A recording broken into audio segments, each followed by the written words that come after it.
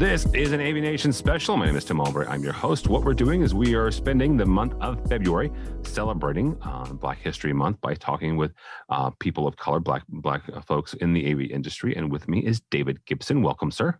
Thank you.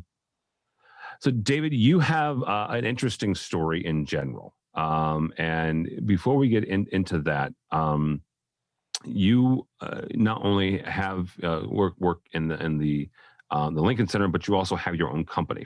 So for a second there, talk about what you do outside of the center and how you're able to help your clients, kind of experience an AV experience. Sure. So Gibson Entertainment Services, founded in August of '99, initially was just sort of putting out one single tour sound system for AVNation American Dance Theater, and then 21 years later, what we're doing is providing full service production for jazz festivals, primarily not-for-profit arts organizations. We do occasionally find ourselves in a corporate environment, but we also work a lot with several houses of worship here in New York City. And so we do everything from sort of consulting, and when I say we, it's just a two-man band. It's me and my associate, Sarah Alexander, and so basically she takes care of all the paperwork and administration stuff and the coordination. She's kind of like a hybrid production manager, and then I do technical solutions, and then she sort of codifies things, gets contracts signed to make sure we get paid. But we do everything from sort of consulting work, new facilities, operations. I've done a lot of that over the career, and then I'll rent you a microphone if you like. Everything from an SM58 to, all high-end chefs or, digital wireless, or I got a lot of MKH mics. So I have a lot of sort of high-end recording mics that Broadway folks here like to use for live production. And then I have a couple sound systems, primarily D&B, PA. I've got, several consoles, and so we can, roll out and do our own shows, and then we, have a lot of relationships with all the big shops here in New York, and so if we need something else, we get it from them. If we need more PA, we get it from them.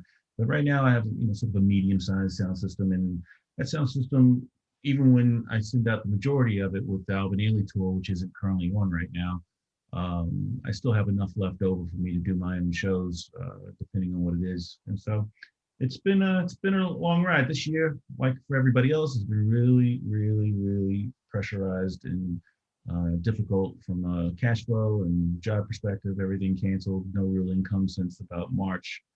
We've been really trying to get through. Looks like we see the light at the end of the tunnel right now. So we're just trying to make it to the end, right? So we have an idea when we're going to come back, which I'm predicting to be, full force and effect like September. I think there's going to be a lot of summer activity and events, and so I'm hopeful that we'll get some of that work as well. And if we can just make it through sort of this next 6 months, I think we'll weather this insane storm that we've all been going through. This last year. Yeah.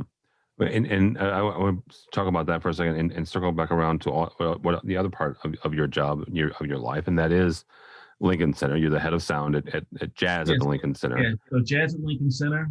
I have a long history with jazz. When I was on the road truthfully with AVNation for many years, and then I was lucky enough to have the opportunity to move over to Jazz at Lincoln Center when they were building the facility in Columbus Circle. And so I did 2 years of construction there. And then when we opened, I did 3 years of operations. And so I was director of production there in the management side. I left to go work for a consulting company, and quickly figured out, I wasn't the best fit for that environment. And I reverted back to my stagehand roots. And I had a lot more time to sort of focus on, growing the company at that point. And then I found my way in the Carnegie Hall. So I worked there for about 10 years as a per diem worker, audio on stage, or you do everything when you're at Carnegie. and I worked at New York City Center Theater at the same time. So I had these two part-time jobs, and then I had the business, and that sort of made up what I needed to get done here in New York. So fast forward about 12 years or so, and the opportunity opened up for a head sound engineer at Rose Theater at Frederick P. Rose Hall, home of Jazz at Lincoln Center. And um, they hired me. And they hired me this time on the local one side. So that's how I ended up being the head of the department there. I had my local one card from about 1997. And so I hadn't really used it in a long time. And I just decided, they decided they wanted me. And I decided this is a great fit for me for where I was in my life. And I've been back there for about 4 years, just sort of focusing in Rose Theater. So I manage a pretty awesome sound system designed and tuned by Bob McCarthy, who is a regular attendee. He comes in and he sits down in the front, unannounced, of course, and sits down in front of the console, sends me a text message, quick selfie. I'm here, and we're like, oh, here's Bob. He's here, and it's an awesome sound system. We just got a big upgrade to a Dolby Atmos system. Okay, wow.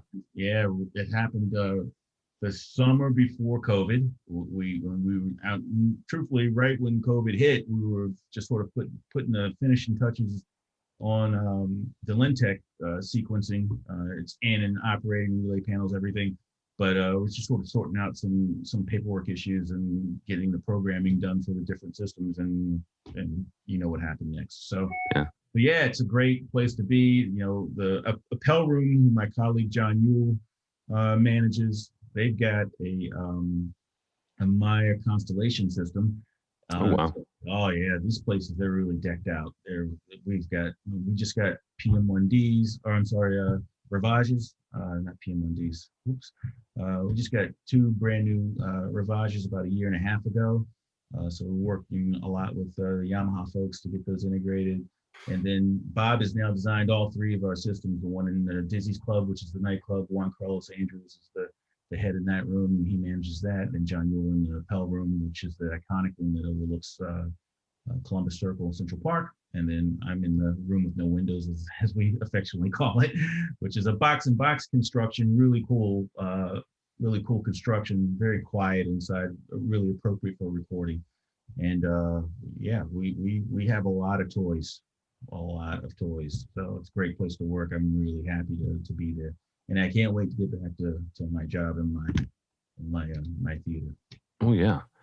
You mentioned the fact that you've had your local one card since '97. For those who are not familiar, and just kind of tertiarily, we can kind of assume that local one is some sort of union, but they're in New York. What does local one mean?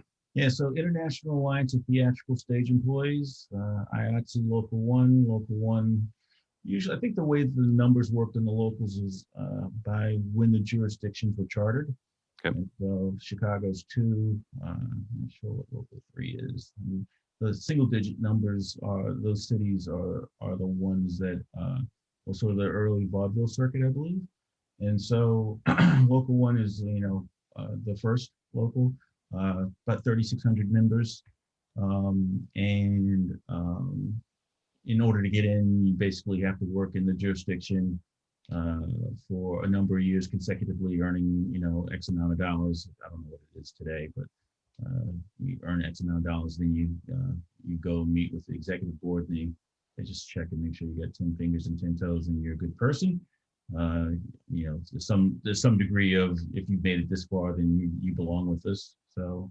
But you go and you have an interview, like a job interview, and if all's in order, then you get voted on by the membership, and then pay your initiation fee, and there you go, you're in. So go IATSE, really a great union. And this is actually my second card. I don't any longer have my first card, which was down in Winston-Salem, North Carolina. So yeah, that's local 635 if they get perspective. a few numbers down from New York, I'm sure. I used to know what St. Louis is, and I don't anymore. I want to say it was 12 or 15, but I could be totally. Columbus, Ohio. Columbus, Ohio. Yeah, I know that. St. Louis might be 3. I just don't. Oh, it's not 3, really? It could be. I don't know. I don't want to say the wrong thing. I've already Well, said I don't either, but it. I've already said it. But and I don't want to be, disparaging to St. Louis. I mean, this is my hometown, but yeah, it's a small market. So yeah, I've been there. I've only been to St. Louis a couple times, and both times was at the Fox, and yep. We had a good time. Ribs. There are some places in St. Louis, yes, for ribs, absolutely. No, it's not Kansas City and it's not Memphis. Kansas City's my favorite barbecue. Oh, mine too. Mine too. And there's a couple of in Kansas City, Oh, yeah. Oklahoma Joe's Yeah. in Kansas City, Sure. right? Especially if you can get to the one that's in the gas station. The gas station is a spot. Yep. Yeah. In old Sinclair, if you don't know what I'm talking about, an old Sinclair station. Yeah. And just for the record, IATSE in St. Louis is 6. So we were both wrong. So no, it's close. I knew it was a single digit. I just wasn't sure which one. All right, David, let's kind of go back in time here and talk about how you got involved in the AV industry and your first experiences there. I'm 54 years old, and I've been doing this since I was 15, and I never had another job. So that answers a bunch of the questions that you just asked me. So, but this has been my passion since when I was introduced to this. I actually have an interesting background. We have a minute or two, Yep. so I'll tell you this part, and then we can come back to it later. But when I was in junior high school, I had a Southern school counselor. His name was Guy. I forget Mr. Guy. No, he had a different last name. Forget his name, his last name. But called me in his office one day and he says, "Hey, what do you think about going to boarding school?" What do I know about boarding school in 7th, 8th grade or whatever it was? Yeah. So I don't know. He goes, "Well, it's a school that you go away to go to." And I said, "Okay." And he says, "Well, look here, take this home to your mom, show it to her, and if she's interested, have her give me a call." So I take it home. She reads it. It says something about prep schools, and she lights up like a Christmas tree. She's like, "What?" So she calls the counselor. Says, "Yeah, he's going." And then he says, "Full scholarship." And she says, "Oh Holy yeah." cow. He says, "Oh yeah, he's going." And so here's the catch. This school's in Lynchburg, Virginia, and it's a preparatory school, Virginia Episcopal School. I can't say that word Episcopal, but Virginia VES. And traditionally, that school never had any white kids or black kids. So you're going to be first, you and 2 other kids.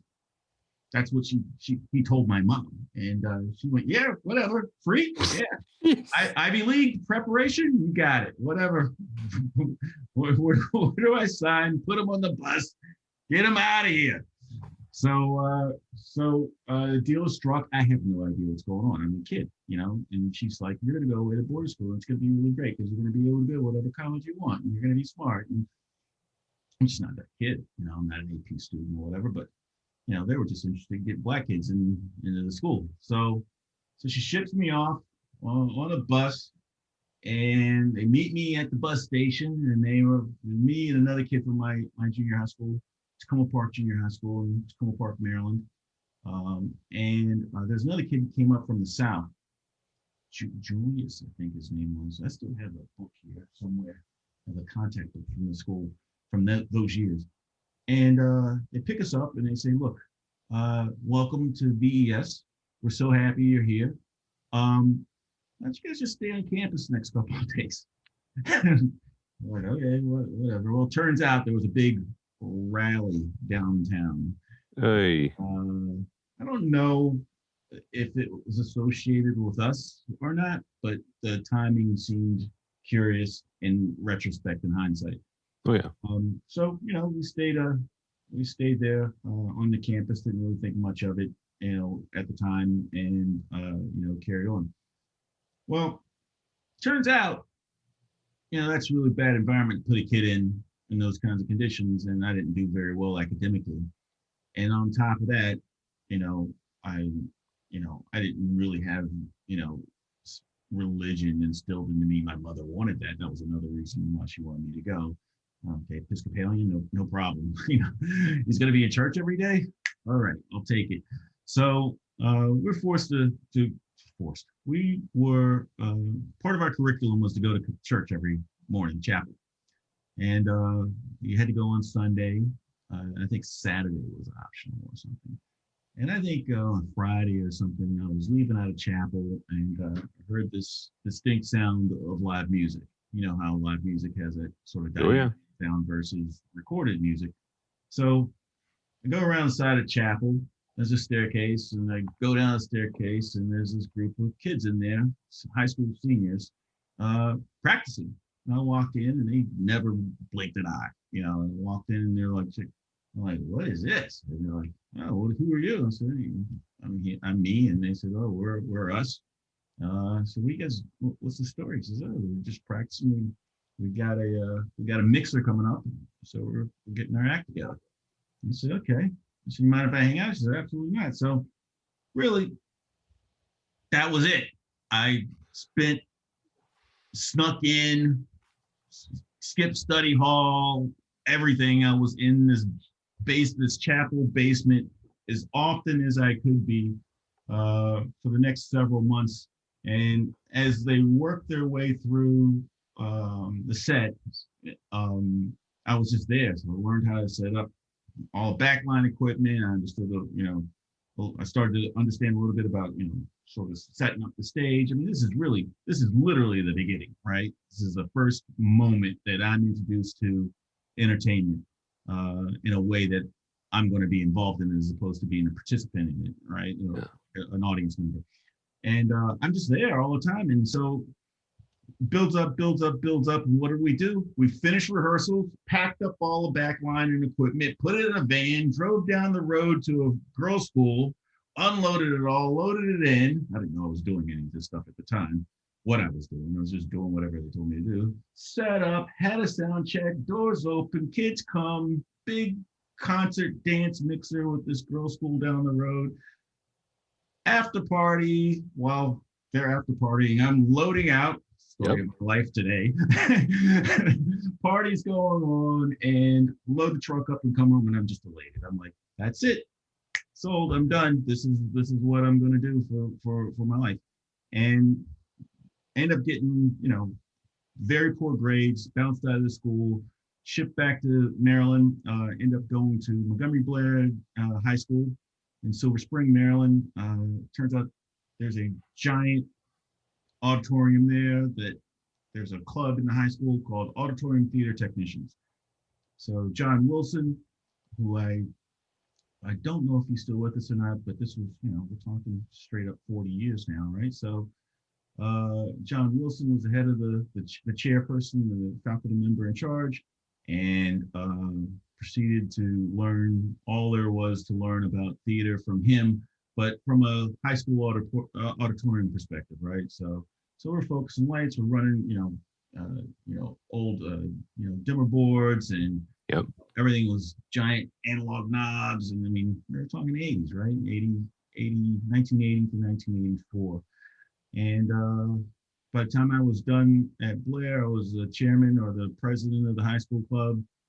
And then my senior year, I earned enough credits. I interned the back half of the day, 5 days a week at Recording Consultants Inc., which is RCI, which at the time was a prevalent sound reinforcement and install company in the Maryland Silver Spring area. And didn't do good enough for them. They got rid of me, and I was prepping shows. I didn't know what I was doing. I was prepping shows, and guys would get out of their job and they're expecting to have 25-foot mic cables, and they ended up with 10 because I didn't understand the color codes or something. So you're doing a terrible job, you're out of here. So I ended up going to work for a company called Total Audio Visual Systems, and I sort of ventured into the AV world. So back in the time of 35 mil slide projectors and doves and desktop projectors.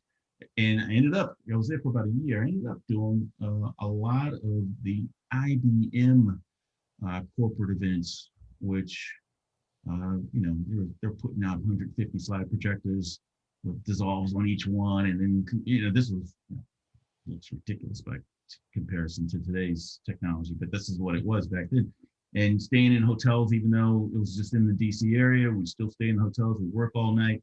So sort of found a work ethic through that. And I was also working for entertainment sound production, which just recently shut down because of COVID. Yeah. And one day I started working for them, Tacoma Park Folk Festival. Uh, Ed Casey, who's well known in the DC area and perhaps larger, sat me down at his dining room table and started to schematic sound systems for me. This is what it is. So 17 years old,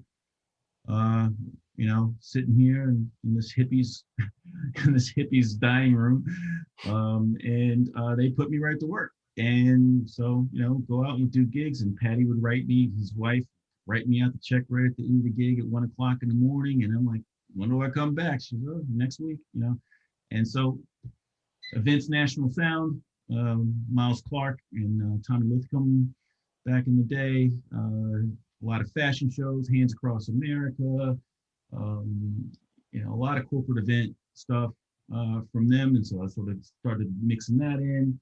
And then I worked for a company called, what was it called? Pro AV or something, or Pro Video. That's what it was. Pro Video was a high-end home stereo sales floor. And so you could be B&O, you can buy all the latest Mitsubishi, projectors, bounce projectors, and so we were going to people's houses and installing stuff. And so, all high-end audiophile speakers and amplifiers and sort of thing. And so now I've got, so here I'm, sort of, 18, 19 years old, driving all over DC, servicing hotels and AV. I'm doing festivals, and I'm working for, the band at the time. So, I'm really hustling, at that point. And, the rest is sort of history. So that's the front end of it. That's like sort of, 14 to 19, and I went to college, and that's when the cultural arts piece clicked. And that's a big story too. So you starting out at basically getting inducted into AV at a boarding school, right? Yeah. Through live music and the production aspect of that. Right. You mentioned the fact that you were one of three Black men at the boarding school. That's correct. What, when it comes to some hurdles, because there had to have been some throughout the years when it comes to AV as being a Black man, what were some of those hurdles, and how did you overcome them? Well, I mean, I've been talking to my brother a lot about sort of, what we went through last summer. Yeah. And, I have an interesting background in that I was born in Georgetown, Washington, D.C., but I grew up in the initial part of my life primarily in suburban Maryland. So really, not a Black neighborhood per se, quite diverse. But I would say that, the majority of the folks that I lived around were white. And so my environment wasn't an inner city environment or even an environment where I looked at a lot of people that looked like me. But that's not to say that I was surrounded by only, white people. So, but that seems to be, the heaviest influence. So my upbringing is just very interesting, and I kind of feel guilty about this to some degree, but I didn't really suffer through a lot of what, people suffer through, today. And I kind of feel, at the same time as lucky, I kind of feel like, I don't know how that happened to me. And, I had a recent thing that happened to me here during the pandemic. I was house sitting out in New Jersey. I had neck surgery, cervical spine surgery last summer. And I needed to go see a doctor. And this is right around the time when, New York City was saying they're going to start checking people's identity if their license plates didn't match where they're from. And I've never been pulled over. Yeah. And now I'm watching the news and they're saying, well, they're going to pull you over. And I had a car with a California license plate on. And So I quickly, realized that, I might get pulled over by the cops here in New York. What am I going to do about that? How do I do it? I spent a solid 20 minutes the night before sitting in the car trying to find a place to put my driver's license and registration where I didn't have to reach for it, but it wouldn't slide around while I was driving. And that's the first time that I've ever done that. I've been driving since I'm 16. I Yeah. never contemplated anything like that in my life. So, that's sort of a life story about, how all of what's going on has affected me. But inside the industry, I guess I've experienced racism to some degree, but it's been pretty cleverly masked. I've been lucky to work for um, I've been lucky to work for, basically two of the biggest Black organizations, arts organizations in the country. Alvin Ailey, spent a good chunk of my career with on the early side and still associated with now since 1991. And Jazz at Lincoln Center, who I've been working with now for just about, 20 years or so. And these are companies that have a lot of people of color that are working for them, and so I'm around that a lot these days.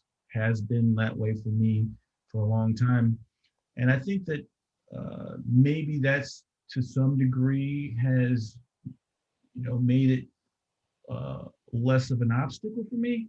I will tell you that in Europe, of all places, um, uh, is a place where I experienced a lot more sort of pushback is the best way to say it, sort of Hmm. politely, than I have in the U.S. I'm not saying I haven't experienced it here in the U.S., but usually when you're here in the U.S., people know what the company is, they know what it's about, they know what sort of the history, and people are like, "Hey, welcome. We're glad you're here." And we're bringing in an audience to a lot of when I say we, when I was a part of the company, bringing in an audience that's oftentimes not included in the demographic of what's normally looked at for ticket sales. So it's a different audience. It's a Black audience in the Alvin Ailey world. And in, I think, the jazz genre, I think that's true to some degree as well. So I just feel like I've been really fortunate. I've had a great career here in New York. I never aspired to come here. That wasn't part of my plan. I was actually uh, uh, getting ready to move to Columbus, Ohio, when I got the call to come work for Alvin Ailey, and I didn't really. I got introduced in cultural arts in college, like I said, and I didn't really know what Alvin Ailey was. I had to educate myself. But once I realized what it was, I was all about doing it. But I wanted to do it because they were at the top of their game. This was the biggest dance company in the world, and they were doing the most shows, and they were going everywhere that I wanted to go, and that's all I wanted to do was go. And so it was just a really good fit. And I have so much to be grateful for the opportunities that I got afforded while I was there, and continue to be afforded. And then that's really where I gained the association with Transit Lincoln Center through collaborations of the two companies, and the transition for me to do that was great. And so, I've in those kinds of situations, leadership situations, I'm oftentimes the only person of color on the technical side in the room, and I don't know that I ever viewed that as anything other than I'm here to do my job. Okay. And I think that because I've been able to do my job, I've managed to earn some respect, and I gained a reputation where people knew who I was and knew what I was going to do, and they wanted me to work with them. And that's really how I gained traction with my business.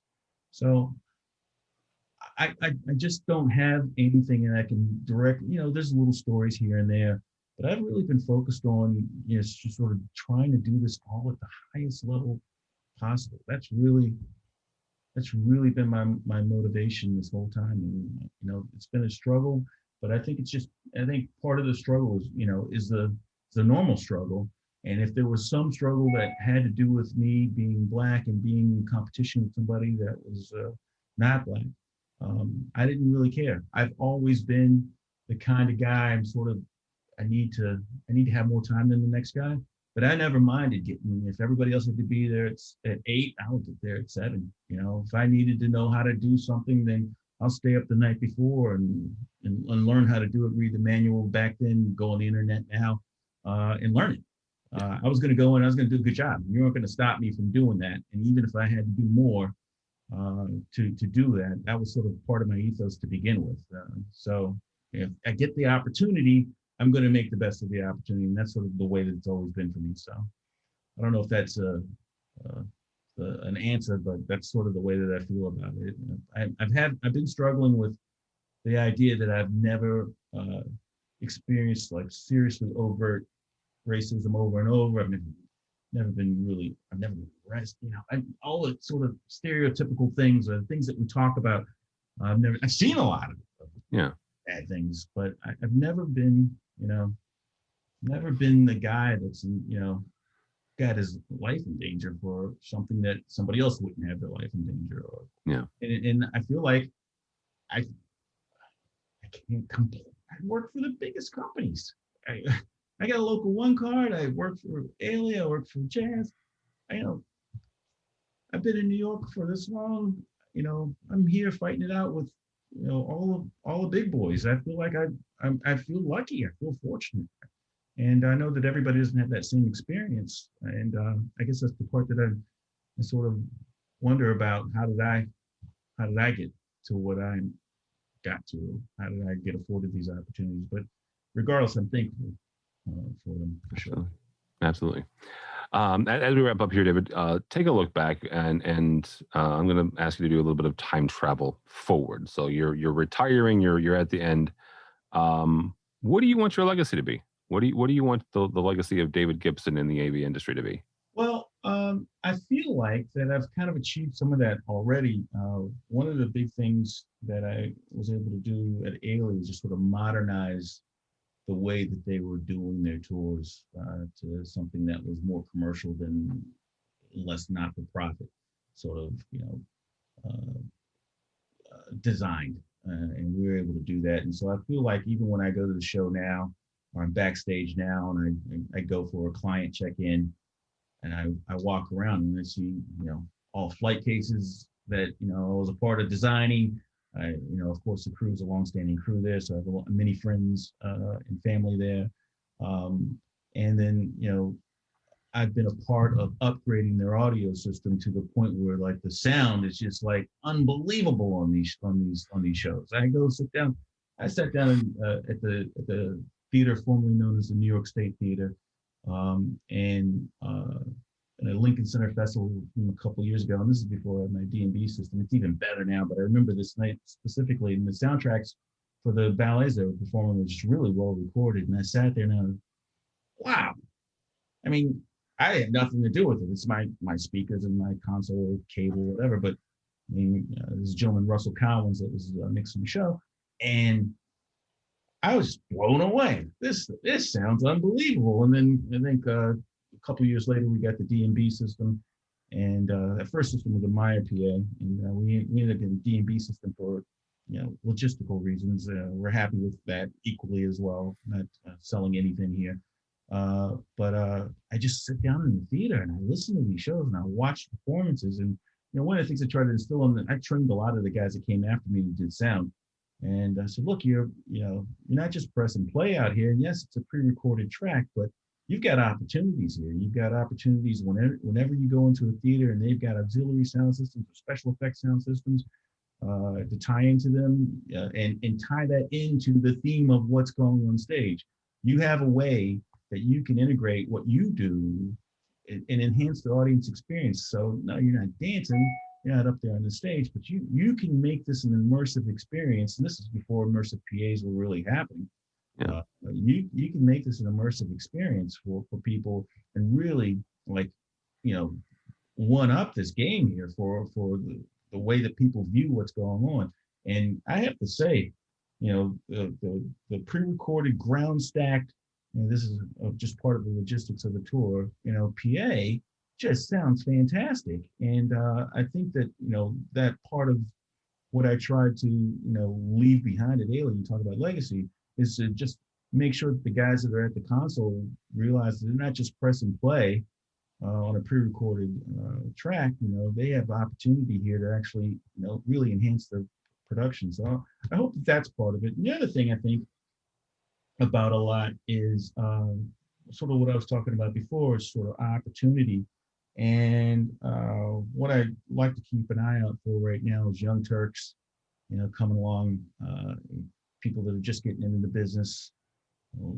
Sometimes I have people approach me and want to intern. I had a 15-year-old kid a couple of years approached me with Jazz. Says, "I want to come work for you." I said, "That doesn't really work like that." I mean, he says, "Well, But you did. I mean, and granted, it was the basement of a church, but yeah." But I was in school. I mean, this is a professional environment, and you work at a brand like Lincoln Center. You can't just have a 15-year-old kid, just hop on. There's just, there's HR these days, which didn't exist back then. And there's, people's are concerned about liabilities and so forth. So I told the kid, come back when you're 18, and, you've got a college attached to you, and I can say, hey, let them shadow me for, a couple of weeks, couple of months, whatever you want. I'm happy to have, a young person come along, especially of color, which this particular kid was, come along and show interest in the business and want to learn how to do it.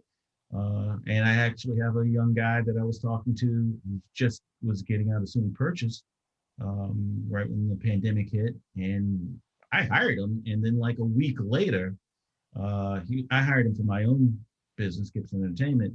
And a week later, we were all told to stay inside. So, we've been staying in communication, waiting for things to get back. But the opportunity to mentor people, especially people of color, to get in this business. Look, like I said earlier, I don't see a lot of people who look like me, doing this. And it's been a minute that I've been doing it. And I'm not saying that I don't know that. I do know many people that do what I do. A lot of them do it better than me.